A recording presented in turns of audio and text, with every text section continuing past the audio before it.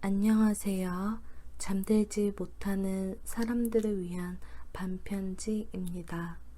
오늘은 시연이 트윌과 대마법사를 읽어드리도록 하겠습니다. 잠에서 깨고 나니 오른쪽 어깨가 아프고 오른쪽 귀에 감각이 없었다. 오른쪽 얼굴은 여전히 베개에 묻은 채였다. 침대 맞은편에 커튼 없는 창문을 통해 흘러드는 햇살에 시연이는 눈을 깜빡였다. 아침 7시 30분쯤 됐을까? 어쩌면 8시일 수도 있었다. 잠시 후에야 시연이는 어수선한 침대 옆 테이블과 창문을 보고 자신의 방이 아님을 알아챘다. 이 담요는 에머리의 것이었다. 벌떡 일어나 앉아 침대를 둘러보았다. 귓속으로 피가 확 쏠리는 기분이었다. 옆자리에는 아무도 없었고 그쪽만 정돈이 돼 있었다. 눈을 비비고 정신을 차린 시연이는 헝클어진 머리에 붙어있던 머리끈을 잡아당겨 손에 끼우고 곱슬한 긴 머리카락을 손가락으로 쓸어내렸다. 가슴이 달아올랐다. 피부가 붉어지고 만져보니 살짝 뜨끈해진 만큼. 당황스러워야 마땅했지만 굳이 그럴 이유는 없었다. 처음부터 자신은 바닥에서 자겠다고 말했던 터였다. 물론 침대에서 자라는 그의 초대가 싫지는 않았다. 시연이의 마음이 조금만 편안한 상태였어도 그 기회를 잘 이용했을 텐데. 어젯밤 이 방에서 있었던 일을 에이비 오스키 마법사가 나중에라도 풍문으로 들으면 어떤 표정을 지을까 생각해보니 문득 웃음이 났다. 아마 엄청 화를 낼 것이다. 에이비 오스키 마법사는 에머리와 시연이의 관계를 짐작하고 있을 터였다. 적어도 시연이의 느낌에는 그랬다. 시연이는 멘토인 에이비 오스키 마법사에게 에머리의 감정을 털어놓은 적도 있었다. 자세한 얘기까지는 하지 않았지만 에이비 오스키는 시연이와 에머리와 함께 있는 모습을 볼 때면 눈을 가늘게 뜨고 유심히 살피곤 했다. 단순한 사제지간이 아님을 짐작하고 있다는 듯 목으로 소리를 내면서. 다행히 에이비 오스키 외에 두 사람의 관계를 아는 사람은 없었다. 아직까지는. 방문이 열리고 에머리가 작은 나무 쟁반을 손에 들고 등부터 보이며 방으로 들어왔다. 펜넬이 그의 발 사이로 촐랑거리고 돌아다니며 짖었다. 펜넬은 위로 올라오고 싶어서 침대 주변을 킁킁대고 꼬리를 흔들었지만 제 힘으로 뛰어오르기에는 매트리스가 너무 높았다.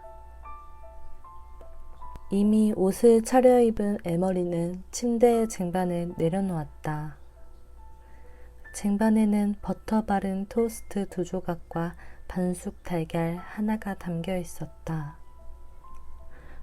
에머리 이러실 필요는 없는데요. 에머리는 어깨를 으쓱했다. 그렇긴 하지. 그는 쟁반이 흔들리지 않도록 침대 맞은편 구석으로, 즉 매트리스 가장자리로 가서 앉았다. 몸은 괜찮아? 시연이는 입에 가득 넣은 토스트를 씹어 삼킨 뒤 대답했다. 네, 고마워요. 그는 조용히 미소 지었다. 시연이가 앉아있는 쪽에 침대로 올라오려다 포기한 펜넬은 에머리의 팔로 뛰어가 그의 바지자락을 주둥이로 물고 당겼다. 시연이는 아침을 먹다 말고 물었다. 에머리, 어제 무슨 전신이 온 거예요? 어? 에머리는 펜넬을 저만치 떼어놓았다. 시치미 떼는 에머리가 얄미워서 시연이는 종이개 펜넬에게 제대로 된 이빨을 달아주고 싶다고 생각했다. 플라스틱이나 강철 이빨. 하지만 강철 이빨을 달아주었다가는 무게 때문에 머리가 아래로 축 처지고 말 것이다. 생각해보니 이 개에게 정말 강철 이빨을 달아줄 필요가 있을까 싶기도 했다. 자네도 이제 아는 게 좋겠군. 에머리는 손가락으로 머리카락을 뒤로 쓸어넘겼다. 내가 직접 자네의 마법사 자격시험을 진행하지 않을 거야. 시연이는 아침 식사가 담긴 쟁반으로 손을 가져가려다가 멈칫했다. 잠시 후에야 그의 말이 이해가 됐다. 무슨 뜻이에요? 자네의 자격시험을 내가 주관하지 않는다고. 이리저리 흔들리는 보트가 가슴속으로 밀려든 것처럼 불안해졌다. 시연이는 쟁반을 옆으로 치우고 몸을 앞으로 기울였다. 지금 농담하는 거죠? 견습생 안내의 서문에 보면 견습생 마법사 자격시험을 진행하는 사람은 그 견습생의 멘토라고 적혀 있어요. 그렇긴 하지. 그의 표정이 좀 더 부드러워졌지만 장난을 치는 것 같지는 않았다. 침대에서 일어나 옷장 쪽으로 걸어간 그는 옷걸이에 걸린 남색 외투를 입었다. 몇 달 동안 쭉 생각한 끝에 내린 결정이야. 자네도 그런 생각을 한 적이 있을 거야. 그는 침대 발치에 서서 미소를 머금은 눈으로 시연이를 바라보았다.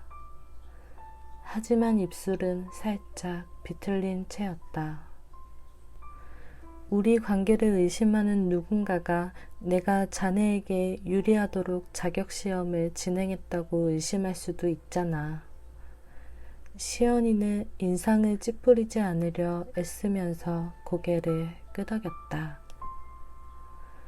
한두 번 그런 생각을 해보긴 했지만 그래도 제 입으로 말한 적은 없는데 때로는 말하지 않아도 상대에게 생각이 전해지기도 해. 그래서 내가 자네를 위해 방법을 찾아봤어. 자네는 대단한 재능을 가진 종이 마법사야, 시연이. 나와 거의 맞먹는 수준이라고 할 수 있을 정도야. 그는 잘난 척하며 덧붙였다. 지금도 그렇고 앞으로도 누구든 자네 능력을 의심하는 꼴은 못 봐. 시연이는 기운이 빠졌지만 어쩔 수 없었다. 에머리가 시험관으로 나서지 않는다면 시연이는 잘 모르는 다른 마법사를 시험관으로 두고 자격시험을 치러야 한다. 자격시험은 이제 오늘 아침보다도 더 예측하기 어려운 상황이 됐다. 이번에 시험을 통과하지 못하면 6개월을 더 기다려야 할 테고 총 3번에 걸쳐 실패할 경우 구제 불가능인 견습생으로 간주하여 명부에서 이름이 삭제되고 만다. 그 후 멋대로 마법을 시도했다가는 감옥에 갈지도 모른다. 시험에 통과하지 못하면 어쩌지? 시연이는 깊게 숨을 들이마셨다. 알았어요. 잘 결정하신 거라고 믿을게요.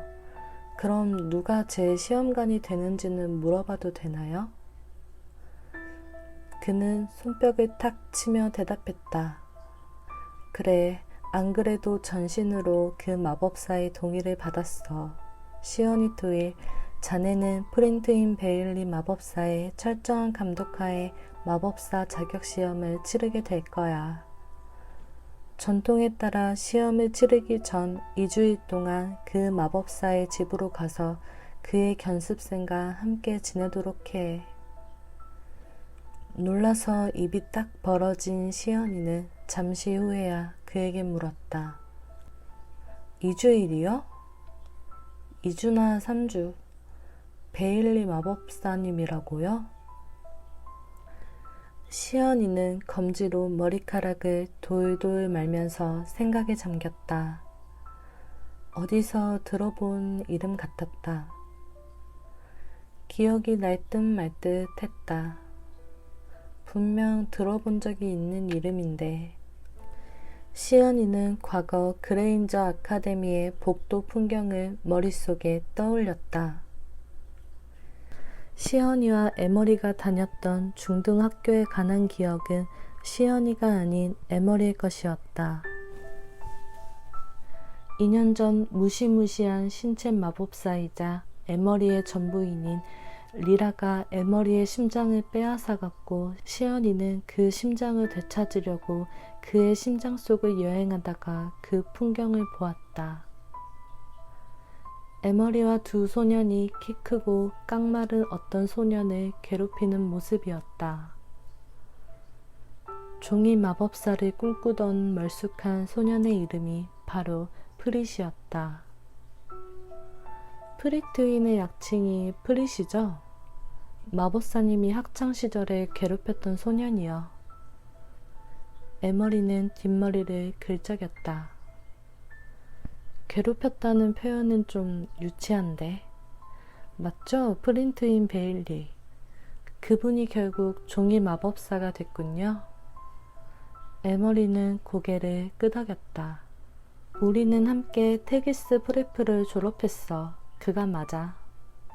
시연이는 약간 마음이 놓였다. 두 분이 이제 사이가 좋아졌나 보네요. 에머리는 웃음을 터뜨렸다. 그건 아니야. 테기스 프레프를 졸업한 후로 우린 말 한 번 섞은 적이 없어. 이번에 내가 그에게 전신을 보내면서 오랜만에 연락한 거야. 그 친구는 나를 아주 싫어해. 시연이는 눈이 휘둥그레졌다. 그런 분한테 저를 보내서 자격시험을 치르게 하겠다고요? 에머리는 미소를 지었다. 물론이지. 며칠 안에 출발하도록 해. 편견에 치우쳐 자네에게 유리한 점수를 주지 않고 향후 마법사로서 경력을 쌓아갈 수 있을지를 공정하게 평가해줄 종이 마법사로 프리트인 베일리만한 사람이 없지 않겠어? 시연이는 그를 한참 쳐다보았다. 저 지금 완전히 망한 거 맞죠? 무슨 말을 그렇게 해? 시연이는 손바닥으로 이마를 짚었다. 생각보다 공부해야 할 게 더 많겠어요. 큰일 났네. 우선 옷부터 입어야겠어요. 시연이는 침대에서 일어나 서둘러 복도로 나갔다. 이마를 손바닥으로 짚은 채 걸어가는 시연이의 뒤로 펜넬이 쫄래쫄래 쫓아갔다. 달걀에는 손도 안 댔잖아. 하지만 시연이는 아침 식사보다 당장 발등에 떨어진 불을 끄는 게 급했다. 시연이는 에머리에게 받은 종이접기 논문을 펼치고 8개 장을 추가로 읽었다. 장황한 문장과 토스트처럼 건조한 단락들을 읽으며 지루해질 때마다 정신을 차리고 집중하기 위해 살을 꼬집곤 했다. 논문에 언급된 것은 이미 알고 있는 내용이었다. 하지만 대충 읽지 않고 완전히 접기를 처음 안 사람처럼 도해를 꼼꼼히 들여다봤다. 논문에 들어간 예술적인 그림들은 시연이의 눈에 무척 새롭게 보였다. 논문을 읽고 난 후에는 종이에 생기 불어넣기 연습을 했다. 연습용으로 스스로에게 낸 과제였다. 한 번도 만들어 본 적 없는 동물에 도전했는데 바로 칠면조였다. 그림 몇 개를 참조해서 꼬리 깃털을 신중하게 접은 뒤 주름 잡힌 종이로 동그란 몸통을 만들었다. 종이의 4분의 3을 접어서 목을 만들고 종이 한 장을 더 가져다가 머리를 만들었다. 조심스럽게 종이를 자른 뒤 부리와 그 아래 매달 살점을 접었다. 칠면조 한 마리를 접어 생기를 불어넣는 데에만 그날 하루 대부분을 소모했다. 다음 날에는 더 많은 종이로 몸집이 더 큰 칠면조로 접은 뒤 종이들을 서로 맞물리게 해서 훨씬 안정적으로 움직이게 했다. 마룻바닥에 장시간 무릎을 굽히고 앉아 이틀을 꼬박 작업했더니 무릎에 마룻자국이 선연히 새겨져 영원히 없어지지 않을 것 같았다. 자격시험이 얼마나 중요한지 잘 아는 애머리는 시연이가 혼자 조용히 연습하게 두었다. 그러다 한 번씩 조언을 해주거나 그만 쉬라고 설득하거나 먹을 것을 만들어 주기도 했다. 시연이는 그가 쉬라고 할 때마다 웃기만 할 뿐 좀처럼 연습을 멈추지 않았다. 그 주가 끝나갈 무렵 시연이는 논문 검토와 종이에 생기 불어넣기 연습을 철저히 마쳤다.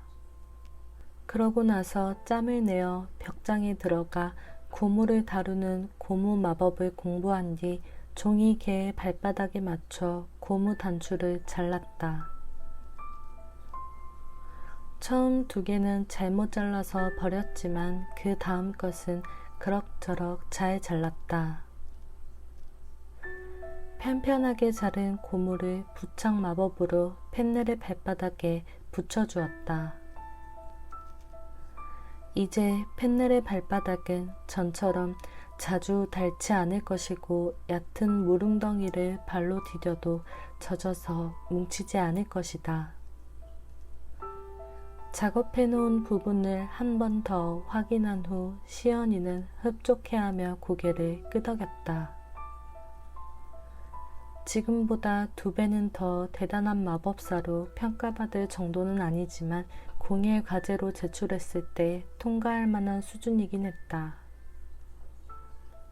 시연이는 마법 공부를 물리도록 하고 나서 금요일 저녁 일찍 잠자리에 들었다. 하지만 자정이 막 지났을 때 잠에서 깨어났다. 다행히 악몽 때문은 아니었고 벽 너머에서 들려오는 희미한 따닥따닥 소리 때문이었다. 현실과 꿈의 중간 지점에 가 있던 시연이를 현실로 끌고 올 정도로 익숙한 소리였다. 베개에서 소리를 들었다. 소리를 제대로 들어보려고 숨을 멈췄다. 소리가 계속 이어졌다. 따닥따닥따닥 따다닥 따닥. 전신기 소리였다. 펜넬이 깨지 않도록 조심하면서 일어나 앉았다. 오늘 밤 펜넬은 침대에 올라와 시연이의 발치에서 웅크린 채 잠들어 있었다. 시연이는 눈을 비비며 맨발로 바닥에 내려섰다. 밤 늦은 시간에 대체 누가 전신을 보내는 걸까? 날씨가 좋아서 종이새를 이용해 전원을 보내도 될 텐데. 혹시 프리시라는 분도 애머리처럼 남들 자는 시간에 안 자는 사람인 걸까? 혹시 그분이 시연이의 시험관을 맡겠다는 약속을 취소하려고 전신을 보냈을까? 그렇다면 시연이 입장에서는 꺼릴 이유가 없었다. 조심스럽게 방을 나섰다. 애머리의 침실 문틈을 보니 불이 꺼져 있어서 서재로 건너가 문을 열었다. 테이블 위에 놓인 전신기가 계속해서 따닥따닥 소리를 내고 있었다. 어두운 방 안으로 두 걸음을 들여놓자마자 전신기 소리가 멈춘 바람에 시연이는 으스스한 정적 속에 홀로 서 있어야 했다.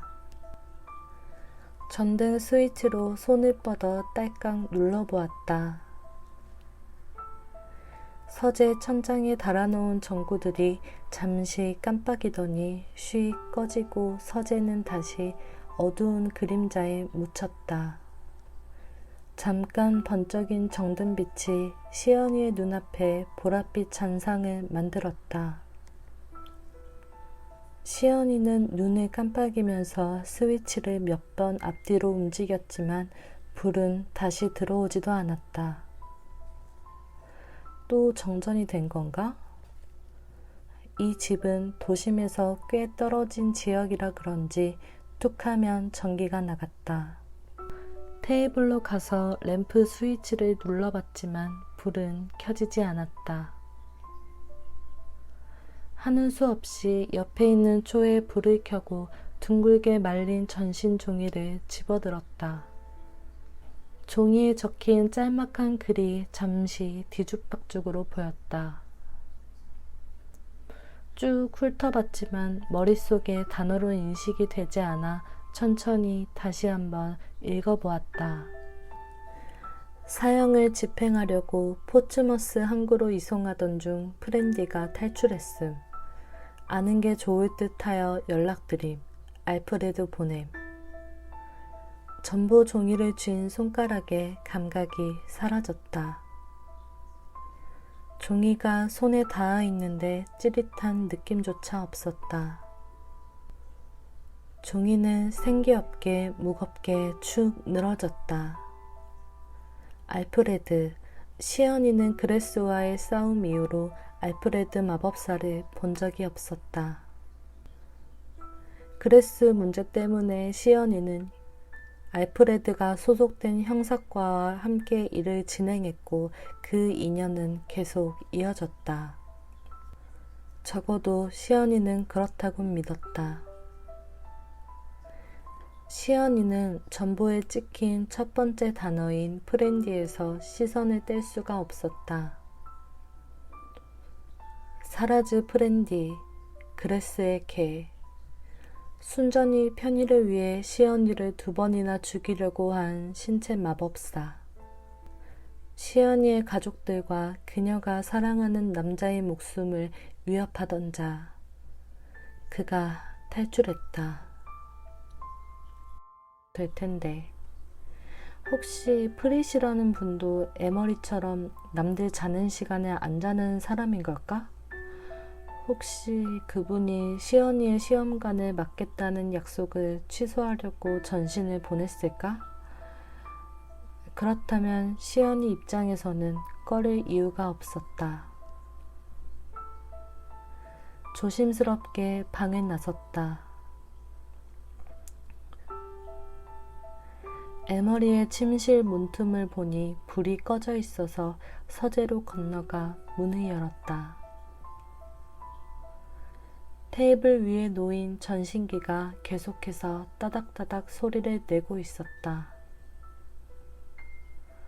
어두운 방 안으로 두 걸음을 들여놓자마자 전신기 소리가 멈춘 바람에 시연이는 으스스한 정적 속에 홀로 서 있어야 했다. 전등 스위치로 손을 뻗어 딸깍 눌러보았다. 서재 천장에 달아놓은 전구들이 잠시 깜빡이더니 쉬 꺼지고 서재는 다시 어두운 그림자에 묻혔다. 잠깐 번쩍인 정든빛이 시연이의 눈앞에 보랏빛 잔상을 만들었다.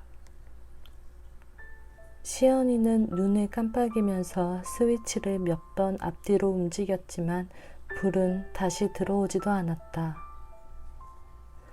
또 정전이 된 건가? 이 집은 도심에서 꽤 떨어진 지역이라 그런지 툭하면 전기가 나갔다. 테이블로 가서 램프 스위치를 눌러봤지만 불은 켜지지 않았다. 하는 수 없이 옆에 있는 초에 불을 켜고 둥글게 말린 전신 종이를 집어들었다. 종이에 적힌 짤막한 글이 잠시 뒤죽박죽으로 보였다. 쭉 훑어봤지만 머릿속에 단어로 인식이 되지 않아 천천히 다시 한번 읽어보았다. 사형을 집행하려고 포츠머스 항구로 이송하던 중 프렌디가 탈출했음. 아는 게 좋을 듯하여 연락드림. 알프레드 보냄. 전보 종이를 쥔 손가락에 감각이 사라졌다. 종이가 손에 닿아 있는데 찌릿한 느낌조차 없었다. 종이는 생기 없게 무겁게 축 늘어졌다. 알프레드, 시연이는 그레스와의 싸움 이후로 알프레드 마법사를 본 적이 없었다. 그레스 문제 때문에 시연이는 알프레드가 소속된 형사과와 함께 일을 진행했고 그 인연은 계속 이어졌다. 적어도 시연이는 그렇다고 믿었다. 시연이는 전보에 찍힌 첫 번째 단어인 프렌디에서 시선을 뗄 수가 없었다. 사라즈 프렌디, 그레스의 개. 순전히 편의를 위해 시연이를 2번이나 죽이려고 한 신체 마법사. 시연이의 가족들과 그녀가 사랑하는 남자의 목숨을 위협하던 자. 그가 탈출했다.